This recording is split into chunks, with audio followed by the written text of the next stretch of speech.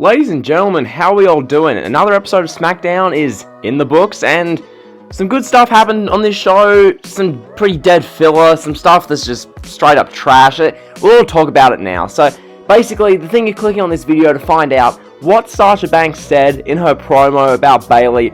This was probably, it was the biggest talking point in the show. It was the best segment on the show. They opened the second hour with this. Sasha Banks sitting in the WWE Performance Center in a neck brace. So she's sitting there, and she does this passionate promo about how her and Bayley were together forever in the WWE Performance Center. They grew up, in NXT. They achieved everything, and she's doing all this kind of stuff, and talking about Bayley's portrayal, and how Bayley portrayed her, and how she didn't really, see it coming, and now she has to take revenge, and that kind of stuff. So Sasha Banks got a pretty damn good promo here.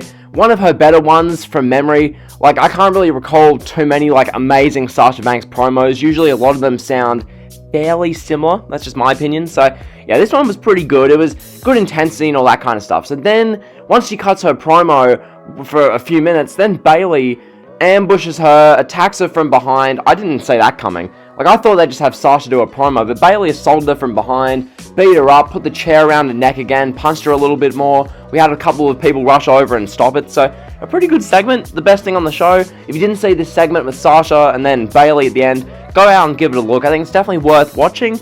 It's definitely worth paying attention to. So also, one thing on Twitter, which, by the way, my Twitter is just going crazy recently. If you haven't checked it out, that's linked in the description. But basically, on Twitter, I tweeted out, could Sasha Banks versus Bayley main event WrestleMania 37. I threw the idea out there. Personally, my opinion is that the only way it should main event WrestleMania is if they do a 2-night WrestleMania and you have this match be built up big time as a Hell in a Cell massive encounter between the two. That's the only way I could main event WrestleMania, because look, you've got Rock versus Roman Reigns, potentially Roman Reigns versus whoever. If Reigns isn't versing The Rock, then Reigns is going to be versing someone big time. So if WrestleMania is one night, it won't main event, but I mean, it's got a case. It's a good storyline, regardless whether you hate Bayley and call her Jay Leno and all this kind of stuff. Regardless of that, it's a good storyline. What they're doing is good stuff. It's captivating. It's noteworthy. So that was the best thing on the show. Outside of that, this show had a couple of good things. This wasn't a bad show. It wasn't a great show by any means. We had this. This is the other biggest talking point in my opinion. We had Alexa Bliss hitting a Sister Abigail on Lacey Evans. Now, what they did with this, they had a moment of bliss with Alexa Bliss and Nikki Cross. Nikki Cross was saying that now that Sasha Banks isn't in Bayley's corner, she's going to have more of a chance of beating Bayley. And then Lacey Evans came out, and it was whatever. It was a pretty dead kind of segment. Then we had Lacey Evans versus Nikki Cross. Who cares?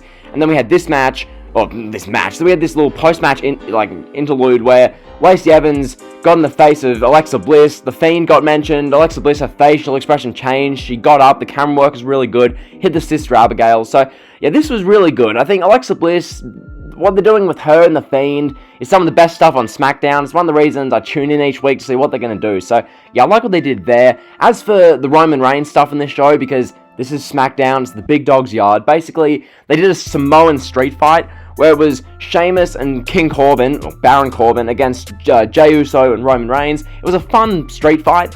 We had, barricades being destroyed with spears, splashes. It was a fun match. If you want to see one match from this show, go out and watch this match. They did what it needed to do. It was good, it was fun, it was entertaining.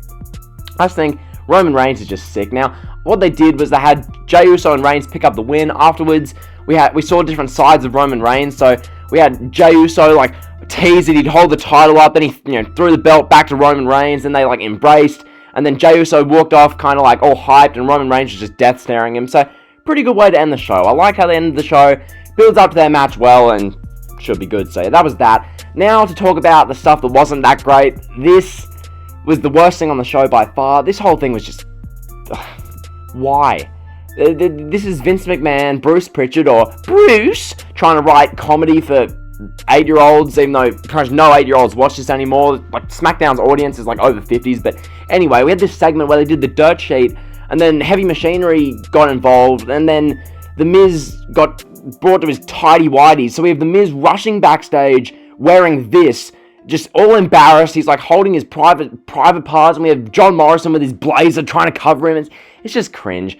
And then Otis got given a lawsuit, so we're going to probably see Otis in, hopefully, the Little People's Court, so that was kind of cringy. So there was that. This Big E thing, it was good. I mean, this happened like an hour and a half into the show. Sheamus got brought to like the car park, and Big E wearing this bright pink neon New Day shirt beat up Sheamus, which it was a good beatdown. It showed Big E's mean streak, but him wearing this kind of ruins it. Like, have him wear all black. Just, that would help, instead of just wearing this bright pink New Day shirt. Bit of a nitpick, but I think it would have helped it a bit more. So yeah, Big E destroyed Sheamus. That was good, I guess, outside of what he was wearing. So, I mean, that was that. As for this, Jeff Hardy, he interfered in this AJ Styles Sami Zayn match. So they had like a 10-minute match in the second hour of the show.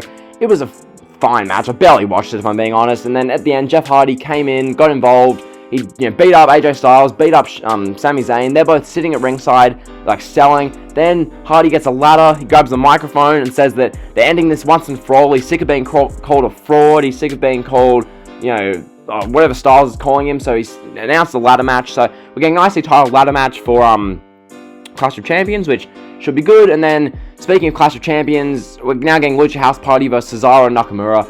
I don't care. They did Metalik versus Cesaro tonight. I just don't care. So that was SmackDown for tonight. Overall, the first 45 minutes were pretty terrible to watch. It felt like a rerun. The first 45 minutes were just bad.